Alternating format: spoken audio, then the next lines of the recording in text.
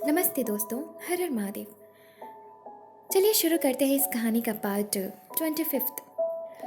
वो सभी कार में बैठकर पार्क के लिए निकल गए। रास्ते में गाड़ी सुमित चला रहा था। राघव उसकी बगल में बैठा था। गौतमी पूर्वी और अभिजीत के बीच में पीछे वाली सीट पर बैठी थी। सभी आपस में मस्ती करते हुए बातें कर रहे थे। गौतमी बोली, तुम लोग जानते हो, मेरा तो जी कर रहा है ना कि घर वापस कभी जाओ ही ना, और हम पांचों कुछ दिनों के लिए कहीं घूमने चले जाएं, इस शहर से बाहर। कितना मजा आएगा ना। पूर्वी उसे देखकर हंसते हुए बोली, अच्छा, लेकिन ऐसा क्यों? अभिजीत बोला, अभी तक तो हम पार्क भी नहीं पहुंचे, अभी वहां पहुंचने तो दो। मस्ती करेंगे, खेलेंगे, उसके बाद कुछ सोचा जाएगा। घर तो वापस जाना ही है। तभी राघव खिड़की के बाहर देखकर बोला, गाइस ये देखो, ऐसा लग रहा है कि हम सेलिब्रिटी हैं। वैसे सभी अपनी गाड़ियों के साथ रोड साइड में खड़े। यार आज कुछ है क्या? उसकी बात पर सभी खिड़की के बाहर देखने लगे। गौतमी बोली, आशा करती हूँ कि बीच में कोई मुसीबत ना आए, पहली बार हम पांचों एक साथ घूमने जा रहे हैं। तभी सुमित बोला, शुभ शुभ बोल, कुछ भी। हमारी जिंदगी आजकल ऐसी चल रही है ना कि मुसीबत पे मुसीबत आ रही है, और उस मुसीबत का नाम है कार्तिक सिन्हा। अभिजीत बोला, ऐसी बात नहीं है, सारी मुसीबत कार्तिक सिन्हा की वजह से थोड़ी ना क्रिएट हो रही हैं। कुछ मुसीबतें हम खुद भी क्रिएट कर लेते हैं, या फिर कुछ हमारी लाइफ में इवेंट्स हो जाते हैं। हर चीज़ के लिए किसी और को कोस देना या गलत बोल देना अच्छी बात थोड़ी होती है। Just forget him and enjoy this time. Gautami बोली, या दैट्स राइट। एक काम करते हैं ना, इस कार्तिक सिन्हा से दूर चले जाते हैं। कहने का मतलब, इसे अपने दिल और दिमाग से निकाल देते हैं पूरी तरीके से, और मस्ती पे ध्यान देते हैं। तब अभिजीत ने कहा, दैट्स राइट। होगा वो सक्सेसफुल बिजनेसमैन, पूरी दुनिया में सबसे बड़ा बिजनेसमैन, लेकिन इस वक्त वो हमारे साथ नहीं है ना, तो उसे भूल जाते हैं पूरी तरीके से। गौतमी उसका मजाक उड़ाते हुए, वो तो वैसे ही सदमे में होगा कि आज मैं, पूर्वी, अभिजीत स्कूल से गायब हैं, और ऊपर से राघव और सुमित भी। वो सभी इस बात पर बहुत हंसते हैं। तभी सुमित जोर से ब्रेक ले लेता है। अचानक से ब्रेक लेने की वजह से सभी आगे की तरफ झुक गए। तो अभिजीत ने बोला, क्या हुआ, तुमने इतने जोर से ब्रेक क्यों लिया? सुमित सामने इशारा करते हुए, वो देखो कितनी सारी गाड़ियां।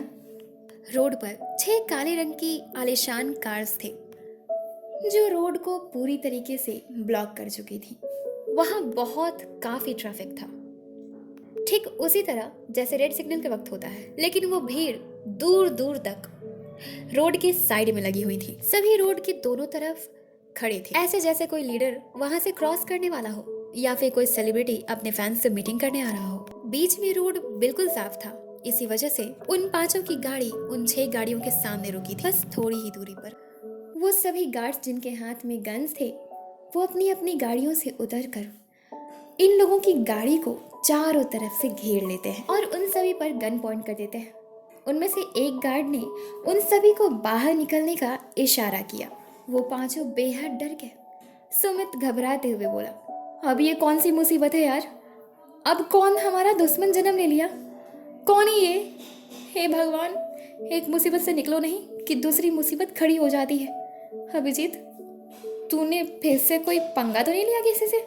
अभिजीत बोला, तुम पागल हो, मतलब मेरा यही काम है, सबसे दुश्मनी लेते फिरूं मैं? पूर्वी और गौतमी भी बहुत डर गई थी। राघव बोला, तुम लोगों को डरने की जरूरत नहीं है, चलो बाहर चल के देखते हैं, उस गार्ड ने हमें बुलाया है ना।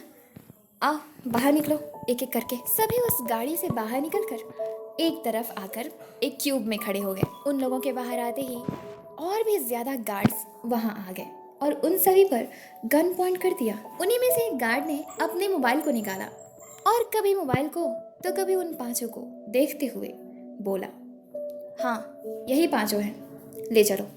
उस गार्ड के इतना कहते ही पूर्वी घबरा कर बोलती है, कहने का क्या मतलब है आपका? आप हमें कहाँ लेकर जा रहे हैं? और किसने कहा है ऐसा करने को? उसने ये बात सभी को देखकर डरते हुए पूछा।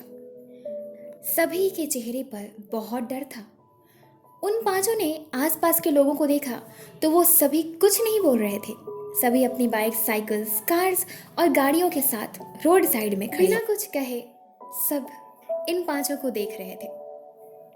ये पांचों बहुत डर गए कि अब ना जाने क्या होगा और कौन है वो जिसने इन्हें भेजा है। थोड़ी ही देर में ढेर सारे गार्ड्स उन पांचों को जबरदस्ती दूसरी गाड़ी में बिठाकर उन्हें वहां से लेकर चले गए।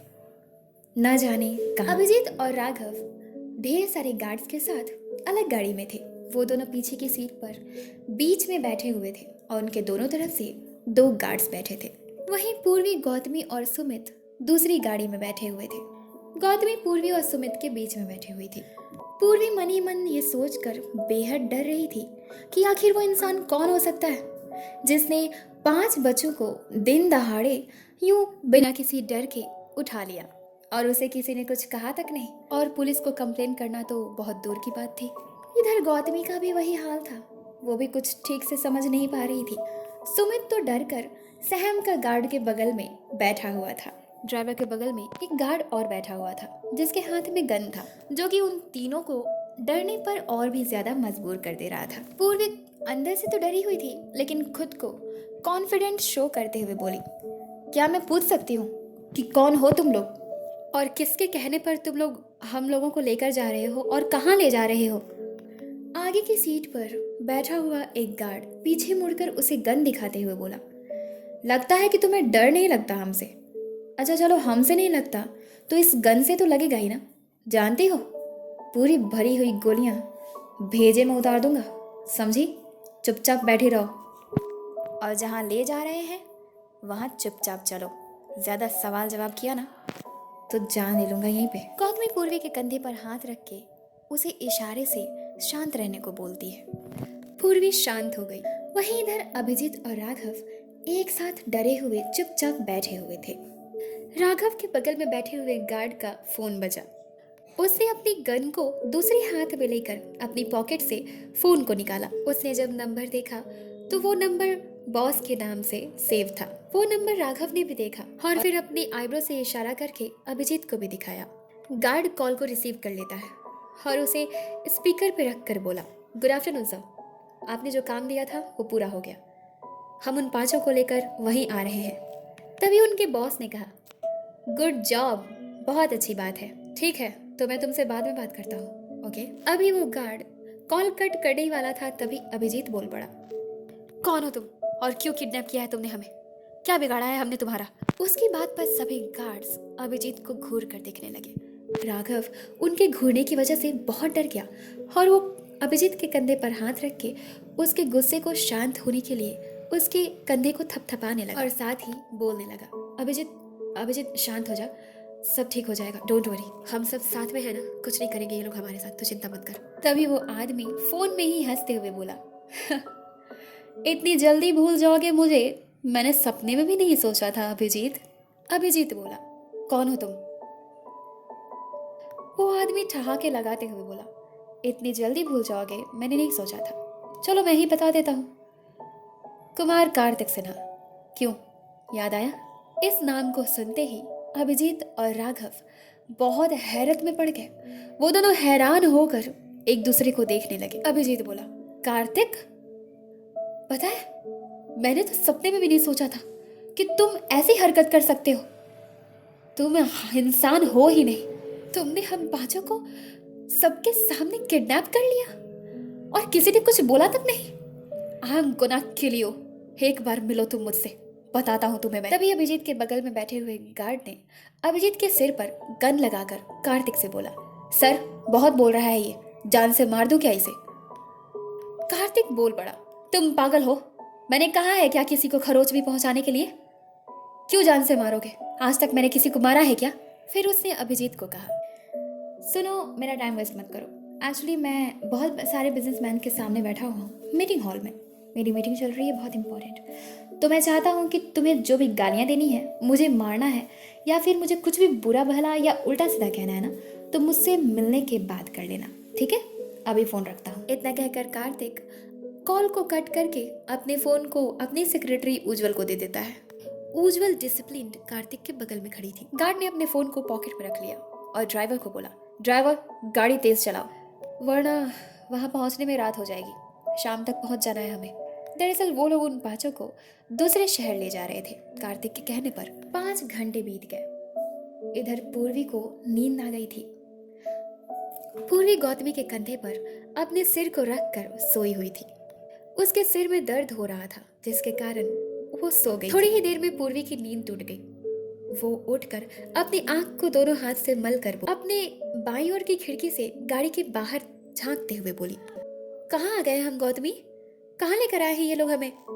सुमित डरते हुए बोला, यार हमें क्या पता, हमें पता होता तो भाग नहीं जाते। पूर्वी बोली, तो मुझे छोड़ के भाग जाते तुम दोनों? सुमित चिढ़ते हुए बोला, नहीं मेरी माँ, तुझे लेकर जाते हम। तू जग नहीं जाती, सोई ही रहती क्या? पूर्वी उसे देखकर बोली, जानती हूँ, इसमें इतना भड़कने वाली कौन सी बात है? वो तीनों बहुत ज्यादा डरे हुए थे जिसके कारण उन तीनों में से कोई भी ज्यादा बोल नहीं रहा था। पर पूर्वी ने सोचा कि क्यों ना कुछ सवाल किया जाए। पर मन में उसके डर था कि कहीं मैंने ज्यादा बोल दिया तो ये लोग मुझे मार ना दे या मेरे दोस्तों को कोई नुकसान ना पहुंचा दे। इसलिए वो डरते डरते बोली। उस गार्ड से जो उसके बगल में खिड़की के पास बैठा हुआ, वो खिड़की के बाहर देख रहा था। पूर्वी बोली, एक्सक्यूज मी, आप हमें कहाँ लेकर जा रहे हैं? उस आदमी ने पूर्वी को देखा और बोला, हम तुम्हें इस शहर से बाहर लेकर जा रहे हैं, दूसरे शहर में। सुमित ड्रामा करते हुए बोला, हाँ? हे भगवान! देखी गौतमी, तुझे ही बड़ा शौक था शहर से बाहर जाने का। हम पांचों जहाँ रहेंगे साथ रहेंगे। हबले पता नहीं क्या करेंगे ये लोग हमारे साथ। गौतमी उसे के बगल में बैठी हुई थी। तब वो उसे देखकर बोली, ज्यादा ना बकवास मत करो तुम, क्योंकि मुझे क्या पता था कि ये लोग हमें किडनैप कर लेंगे और मेरी विश इतनी जल्दी पूरी हो जाएगी। अरे वो भी इस तरह। ओह गॉड! पूर्वी डर से हकलाते हुए बोली, अंकल आपको किसने हम सभी को किडनैप करने के लिए कहा है? और उस आदमी को देखते हुए उसके जवाब का इंतजार करने लगी। सुमित और गौतमी भी उस आदमी को झुककर देख रहे थे। हमारे सर ने कहा है, गौतमी बोली। वो तो हमें पता है कि कोई तो आपका बॉस है, तभी तो कहा है ना। अब ये तो बताइए कि आपके सर का नाम क्या है? पूर्वी, गौतमी और सुमित को शक था कि कहीं वो कार्तिक सिन्हा तो नहीं। तभी उस आदमी ने कहा, मिस्टर कार्तिक सिन्हा। ये सुनते ही तीनों अपनी आंखों को बड़ी बड़ी करके एक दूसरे को देखने लगे। ड्राइवर गाड़ी चला रहा था, उसके बगल में बैठा हुआ गार्ड सामने देख रहा था और सुमित के बगल में बैठा हुआ गार्ड उन तीनों को देख रहा था। पूर्वी के बगल में जो गार्ड बैठा था वो जवाब देने के बाद खिड़की के बाहर देखने लगा। पूर्वी खुद में ही बोलने लगी, ये इस कार्तिक के बच्चे की तो मैं, इसकी हिम्मत कैसे हुई हम पांचों को किडनैप कराने की? फिर कुछ न कुछ अनाप शनाप करने के लिए किडनैप कराया होगा हमें। वो कार्तिक को गालियां देने लगी। वो बोली, गधा कहीं का, बेवकूफ, नॉनसेंस है एक नंबर का, इडियट, स्टूपिड। तभी सामने वाले गार्ड ने पीछे मुड़कर कहा, बकवास बंद करोगी या शूट कर दूं? तभी उसका फोन बजा। उसने अपनी पॉकेट से फोन निकाला और कॉल को रिसीव करके सामने मुड़ गया। दरअसल कॉल कार्तिक ने किया था। कार्तिक बोला, कहाँ तक पहुंचे हो तुम लोग?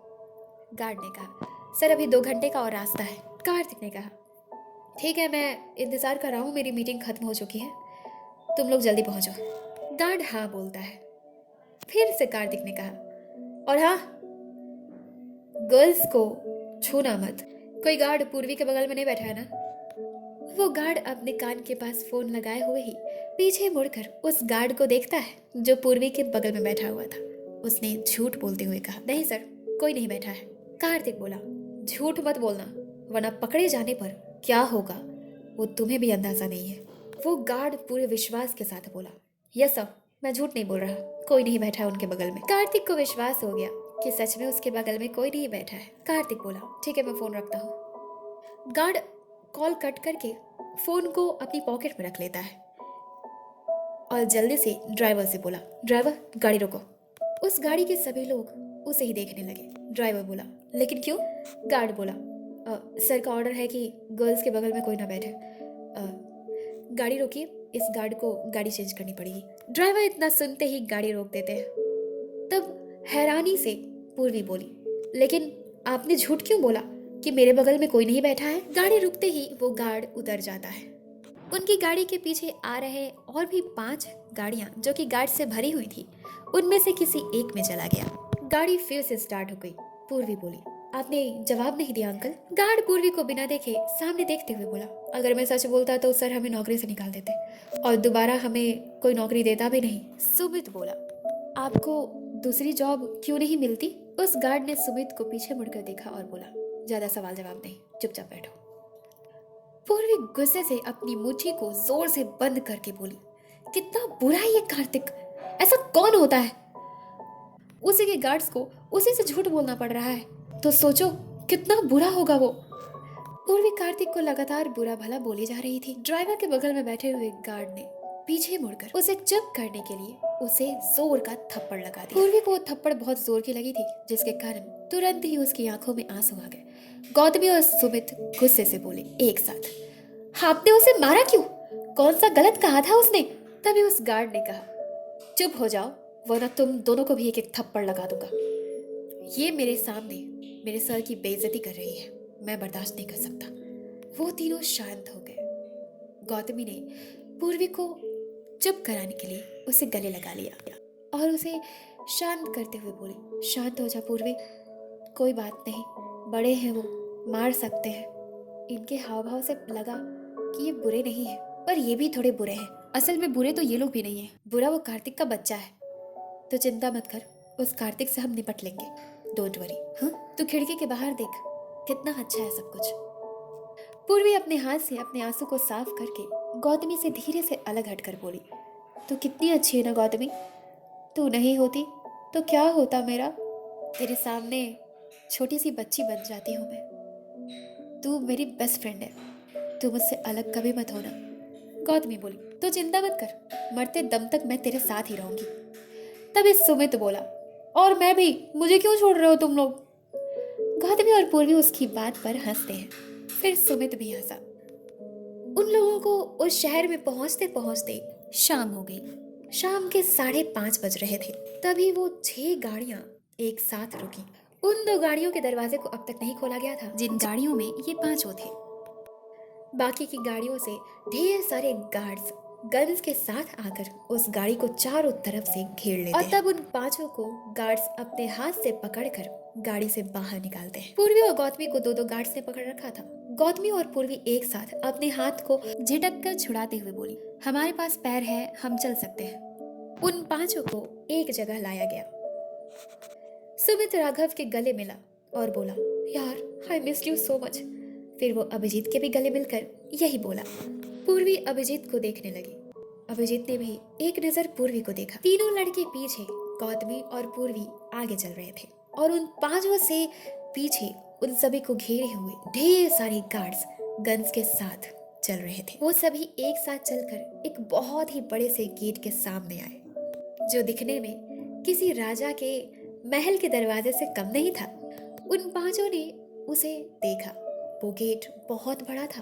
तभी उस गेट को अंदर से 2 गार्ड्स ने खोला। उस गेट के खोलते ही अंदर का व्यू देखने के बाद उन 5 को ऐसा लग रहा था जैसे वो एक अलग दुनिया में जा रहे हैं। एक ऐसी दुनिया जिसके अंदर जाने के बाद वापस कभी आने का मन ही ना करे। सभी उस गेट को क्रॉस करके अंदर जाते हैं। 5 चारों तरफ देख रहे थे। वो लोग इस बात को भूल गए कि उन लोगों को किडनैप किया गया है, सिवाय अभिजीत के। वो लोग जिस रास्ते पर चल रहे थे वो रास्ता सीधे जाता था एक बहुत ही बड़े और खूबसूरत मैंशन के गेट की सीढ़ी के पास, जहाँ से मैंशन के अंदर जाया जाता था। उस रास्ते के किनारे किनारे लगातार ढेर सारे तरह तरह के खूबसूरत फ्लावर्स के पौधे लगाए गए थे। उस रास्ते की एक तरफ बहुत ही बड़ा सा गार्डन था, जिसमें सिर्फ फूल ही फूल थे, जो कि एक परीलोक से कम नहीं था। और उसी रास्ते की दूसरी तरफ ढेर सारे वैरायटीज के फ्रूट्स के ढेर सारे पेड़ थे, जैसे मानो वो एक बहुत ही बड़ा सा जंगल हो। एक ऐसा घना जंगल जिसमें अगर एक इंसान गुम हो जाए तो उसे ढूंढने में कई साल बीत जाए। उस गार्डन में कई सारे फाउंटेन्स भी लगाए गए थे और ढेर सारी तितलियां फूलों पर, कभी पेड़ पर तो कभी इन लोगों को टच करते हुए क्रॉस कर रही थी। तभी इन 5 की नजर उस खूबसूरत से मैंशन पर पड़ी, जो किसी राजा के बड़े से राज्य के बराबर अकेला था। राघव और सुमित एक साथ मुंह खोलते हुए उस मैंशन को ऊपर से नीचे तक देखते हुए बोले, वाओ, गौतमी ये सुनकर मैंशन को देखते हुए खुश होकर बोली, वाह अमेजिंग है, ऐसा मैंशन मैंने अपनी जिंदगी में कभी नहीं देखा। कौन होगा इस पैलेस का किंग? वाह। पूर्वी उसे इतना खुश देखकर खुश तो थी, लेकिन फिर भी वियर्ड रिएक्शन देते हुए बोली, कार्तिक सिन्हा है इस मैंशन का किंग। कार्तिक सिन्हा का नाम सुनते ही गौतमी, राघव और सुमित का मुंह बन गया। शाम हो चुकी थी और इसी वजह से गार्डन्स में और उस पूरे पैलेस में लाइट्स चल रहे थे जो कि अलग अलग रंग के थे। तभी उन पांचों की नजर पैलेस से निकलकर अपने ढेर सारे गार्ड्स के साथ चलकर आते हुए कार्तिक पर पड़ी। कार्तिक इन पांचों को ही देख रहा था। उसका रिएक्शन नॉर्मल था।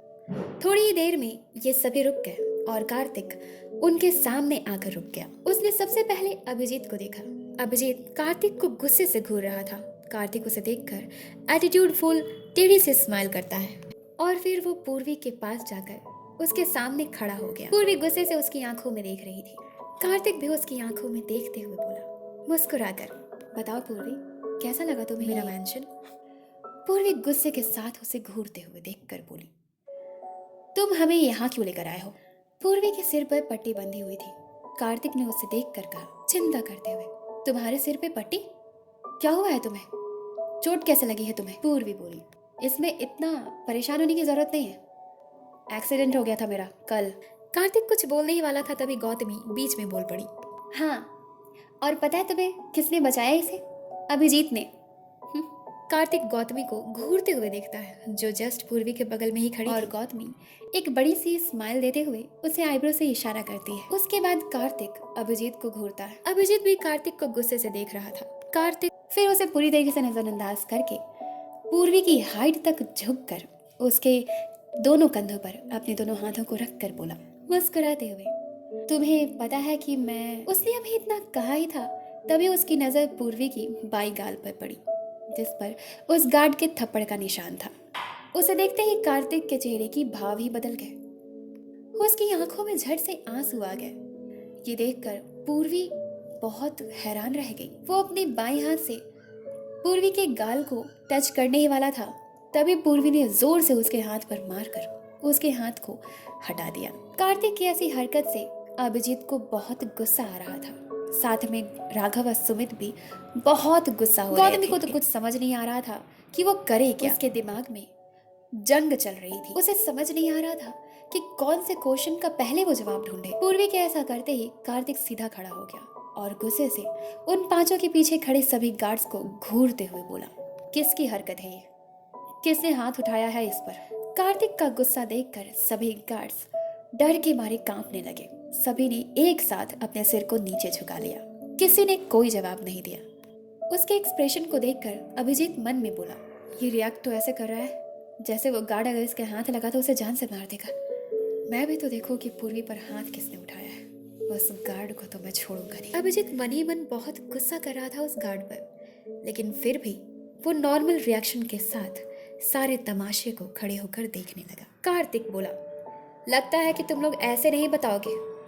उसने अपने ही बगल में खड़े एक गार्ड के हाथ से पिस्टल लेकर एक गार्ड की तरफ पॉइंट करके बोला, तुम बताओ किसने हाथ उठाया है पूर्वी पर? पूर्वी और गौतमी डरकर अपनी आंखों को बड़ी बड़ी कर लेती है। पूर्वी को लगा कि ये उन्हें मार देगा। दरअसल ये वही थे जिन्होंने पूर्वी पर हाथ उठाया था। इसी की वजह से पूर्वी और भी ज्यादा डर गई। पूर्वी और गौतमी ने अभी कुछ बोलने के लिए मुंह खोला ही था तभी उस गार्ड ने नीचे सिर झुकाए हुए बोला, आई एम सॉरी सर, मैंने हाथ उठाया था। वो आपके बारे में बुरा भला बोल रही थी वो, इसलिए उसे चुप कराने के लिए मैंने बस एक थप्पड़ मार दिया। कार्तिक गुस्से से चिल्लाते हुए बोला, ये पूर्वी है और ये मुझे बुरा भला बोल सकती है। ये मुझे वो कह सकती है जो ये चाहती है। इसे हक है। कार्तिक ऐसा कहते ही पूर्वी और गौतमी दोनों ही शांत होकर उसे चुपचाप देखने लगी। अभिजीत, राघव और सुमित ये सुनकर एक दूसरे को देखते हैं। तब कार्तिक ने कहा, किस हाथ से मारा था तुमने पूर्वी को?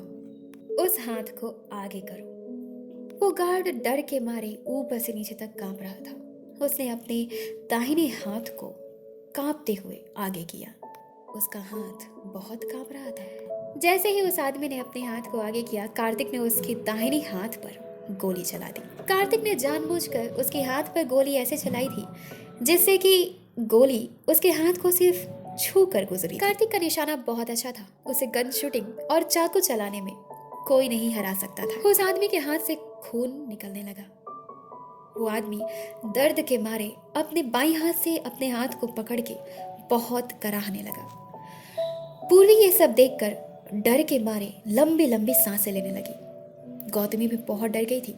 अभिजीत, राघव, सुमित ने भी ये कल्पना नहीं की थी कि कार्तिक ऐसा व्यवहार करेगा। वो लोग भी बड़ी हैरानी से कार्तिक को देखने लगे। कार्तिक ने पूर्वी को जब इतनी लंबी लंबी गहरी सांसें लेते हुए देखा तो वो अपनी पिस्टल को गार्ड को देकर उसके पास गया। वो से ही पूर्वी के करीब आया। पूर्वी दौड़कर अभिजीत के पास चली गई और अपने दोनों हाथों से उसके बाएं हाथ को जोर से पकड़ लेती है और अपनी आंखों को बंद कर लेती है। ये देखकर कार्तिक को बहुत गुस्सा आया। उसने अभिजीत को गुस्से से घूरा। अभिजीत पूर्वी के सिर को अपने दाईं हाथ से सहलाने लगा। पूर्वी के ऐसा करने पर राघव, सुमित और गौतमी मन ही मन बहुत खुश थे। कार्तिक उन्हीं में से एक गार्ड को उस घायल गार्ड की तरफ इशारा करते हुए बोला, इसे हॉस्पिटल ले जाओ और अच्छे से इलाज कराओ इसका। इतना कहकर कार्तिक ने अपने पीछे खड़े गार्ड से पिस्टल ले लिया और अभिजीत के सामने जाकर खड़ा हो गया। कार्तिक जैसे ही अभिजीत के सामने आया, अभिजीत ने पूर्वी को अपने पीछे कर लिया। पूर्वी अभिजीत के पीछे जाकर खड़ी हो गई और आंखें खोलकर कार्तिक को देखने लगी। वो बहुत डरी हुई थी। तब अभिजीत कार्तिक को देखते हुए गुस्से से बोला, हमें जाने दो यहाँ से कार्तिक।